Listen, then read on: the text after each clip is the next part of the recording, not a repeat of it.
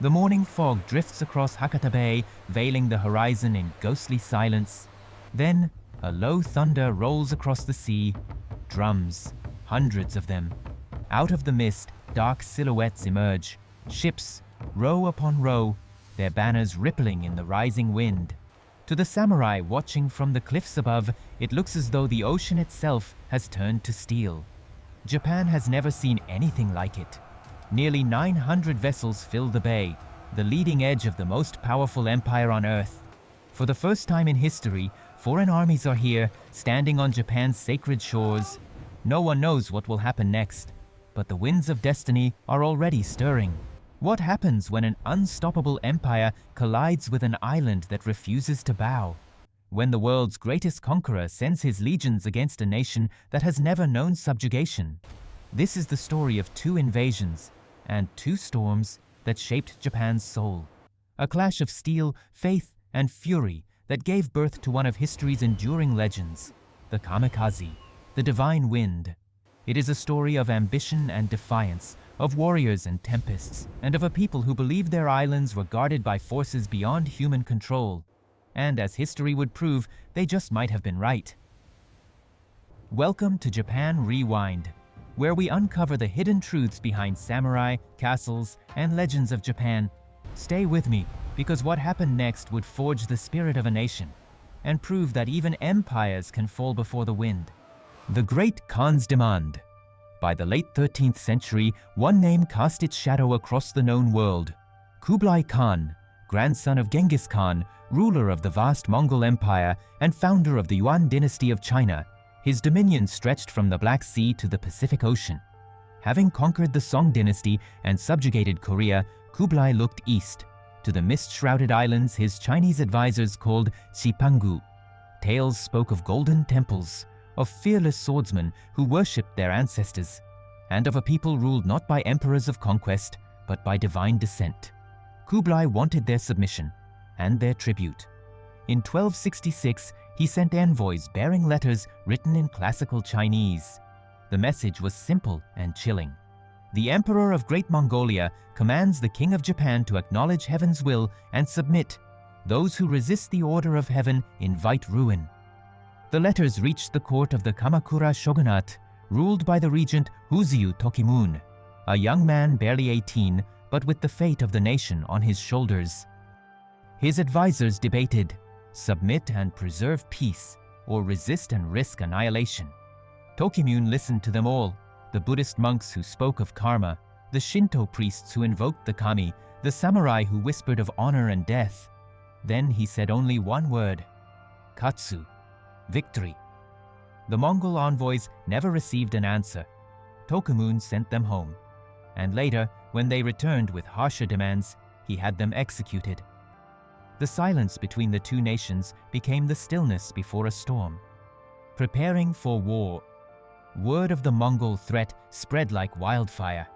From the imperial capital in Kyoto to the farmlands of Kyushu, Japan began to prepare. Messengers rode through the provinces carrying the shogun's call to arms. Samurai gathered their retainers and pledged to defend the realm. For centuries, Japan's warriors had fought one another, Taira against Minamoto, clan against clan. But now, for the first time, they faced a common enemy. Temples became sanctuaries of both prayer and preparation. Monks at Narazu-Daiji chanted sutras for divine protection. Shinto priests offered sacrifices at coastal shrines, beseeching the gods to guard their homeland. Across the islands, craftsmen forged new blades and repaired old armor. Yet amid the chants and prayers, there was a grim understanding. Faith alone would not be enough. Watchtowers rose along the coastline. Signal fires were ready to warn of approaching ships. On the beaches near Hakata, samurai drilled in unfamiliar formations, training not for one-on-one duels, but for mass warfare, an alien concept in Japan's warrior culture. Still, few truly grasped what was coming. The Mongols were not merely another army, they were a machine of conquest unlike anything Japan had ever faced. The first invasion, the Battle of Bunei, 1274, November 1274. The horizon over Hakata darkened with the sails of a foreign armada. Approximately 900 ships carrying some 28,000 troops from Mongolia, China, and Korea advanced across the bay. The first waves landed near Komoda Beach. The samurai waited on horseback, banners fluttering in the wind, their armor lacquered and glinting under the pale sun. They shouted their names, announcing their lineage in the ritual of single combat, a tradition that had defined Japanese warfare for centuries. But the Mongols did not answer in kind. They advanced in tight ranks, shields locked, moving as one. Then came a sound no samurai had ever heard, a thunderous explosion that split the air. The invaders hurled bombs of gunpowder, tetsuhao, that burst with smoke and iron shards, terrifying men and horses alike. Drums pounded, horns blared, and disciplined volleys of arrows rained down. The invaders fought not as individuals, but as a synchronized force, a storm of precision and fire. The samurai charged with ferocity. Takazaki Suenaga, a retainer from Higo, led one of the first counterattacks. His bravery immortalized later in the illustrated scroll Muko Shiurai Ekotoba. He cut his way through Mongol lines, defying the odds, fighting as though his ancestors were watching. But valor could not match numbers and firepower. The Mongols drove the defenders inland, burning villages and temples along the coast, including parts of the Hakozaki shrine. By nightfall, the invaders seemed poised to overwhelm Kyiv. The divine wind strikes. As darkness fell over Hakata Bay, the sea turned violent. Waves grew restless, crashing harder against the ships. The wind howled like 1,000 spirits. And then, sometime in the dead of night, a storm unlike any in living memory struck. The Korean-built ships, designed for rivers and coastal waters, could not withstand the Pacific's fury. Anchors snapped, masts splintered, hulls broke apart like driftwood. Thousands of soldiers were swept into the black water. Some drowned, others washed ashore, only to meet the blades of waiting samurai. By morning, the beaches were littered with wreckage and bodies. Of the invasion fleet, perhaps a third was lost. The survivors fled back across the sea to Korea, their invasion in ruins. Japan had survived, not through strategy or strength, but through storm and circumstance. To many, it felt like divine intervention. The kami themselves had answered their prayers. But Huziyu Tokimune knew this was not the end. The great Khan's pride had been wounded, and a wounded emperor was more dangerous than ever. 7 years of preparation. Tokimune acted swiftly. In 1276, he ordered the construction of a massive defensive wall along Hakata Bay, the Genku Baorui. Built by thousands of laborers, it stretched nearly 20 kilometers and stood about 2 meters high, reinforced with stone and clay. Behind it, wooden platforms were raised for archers and watchmen. It was not meant to stop the sea, it was meant to stop the Mongols. The samurai class also transformed. No longer could warfare be a matter of individual glory. The invasions had proven the need for unity and discipline. Clans trained together, learned to fight in coordinated formations, and practiced night raids and amphibious strikes. Captured Mongol weapons were studied. Japanese smiths began experimenting with stronger armor and improved bows.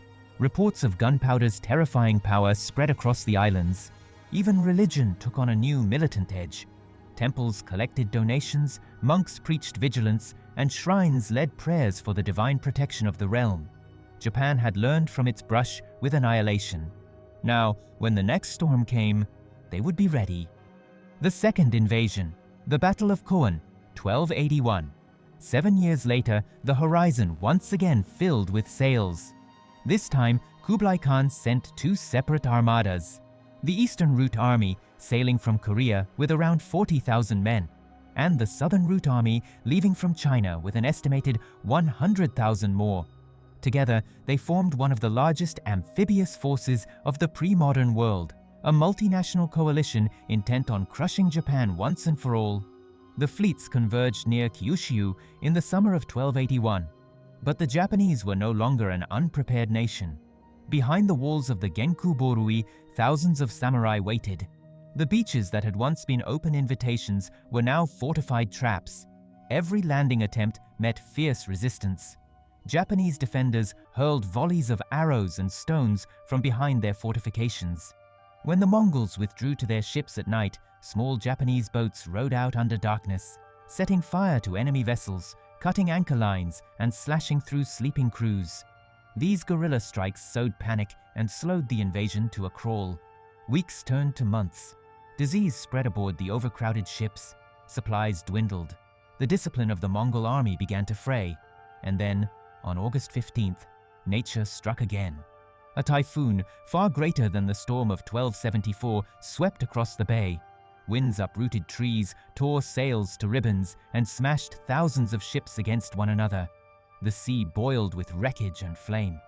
The storm raged through the night, and by dawn, the greatest armada in history was gone, swallowed by the ocean.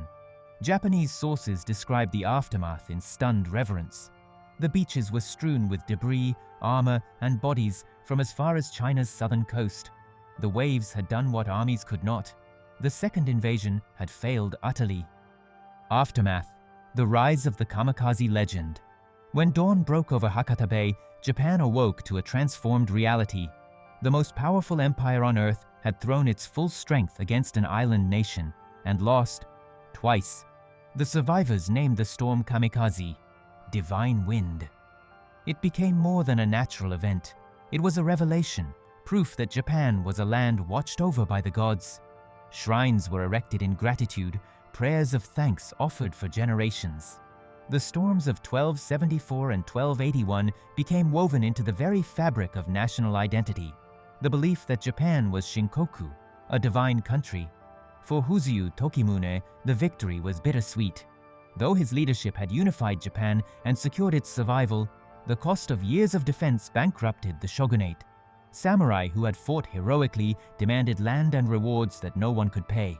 The debt would linger, weakening the Kamakura regime until its fall half a century later. Still, the samurai spirit that emerged from these invasions would define Japan for centuries. Discipline replaced arrogance. Unity replaced rivalry. The invasions forged not the formal bushidō code that would come later, but the foundation of it: loyalty, courage, and a readiness to die for one's homeland. Across the following centuries, poets, priests, and generals retold the story of the divine wind.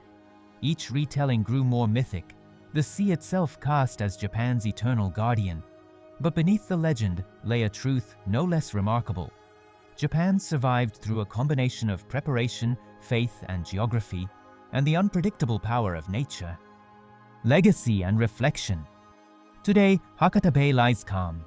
Fishing boats drift where warships once sank. Tourists stroll along beaches that once echoed with battle cries. Beneath the waves, archaeologists have uncovered the remnants of that ancient conflict. Keel timbers, anchors, and Chinese ceramics from the Mongol fleet, preserved in the mud of Takashima Bay. Each artifact whispers the same story, that even the mightiest empire can be undone by hubris, and that sometimes survival itself is the greatest victory. The legacy of the kamikaze lived on, invoked in times of peril and pride. During later centuries, generals and emperors alike claimed that the gods who sent the storms would protect Japan again. In the 1940s, the name kamikaze would resurface, not as wind or storm, but as men, young pilots who believed they too could embody that divine protection. But history reminds us that faith, when untethered from reason, can be as destructive as it is inspiring. The Mongol invasions taught Japan a deeper lesson, that endurance can be more powerful than aggression, and that unity can transform destiny. The walls of Hakata, the courage of its defenders, and the storms that followed proved that survival is never mere luck. It is preparation meeting opportunity. The Mongol invasions of 1274 and 1281 saved more than a nation. They preserved an idea, that a people united by purpose can withstand any storm. Not all battles are won by the sword. Some are won by the will to endure, by the unyielding belief that one's homeland is worth any cost. The divine winds that saved Japan remind us that history is shaped not only by conquerors, but by the unpredictable strength of nature, and by the resilience of those who refuse to kneel before it. The storm may have passed, but its echoes remain, in stone walls, in temple prayers, and in the enduring spirit of a nation born from the meeting of courage and chaos. What other moments in Japanese history reveal this same unbreakable spirit? Let us know in the comments below. And if you enjoyed this journey into Japan's past, like, subscribe, and join us again on Japan Rewind, where we uncover the forgotten stories that shaped the soul of a nation.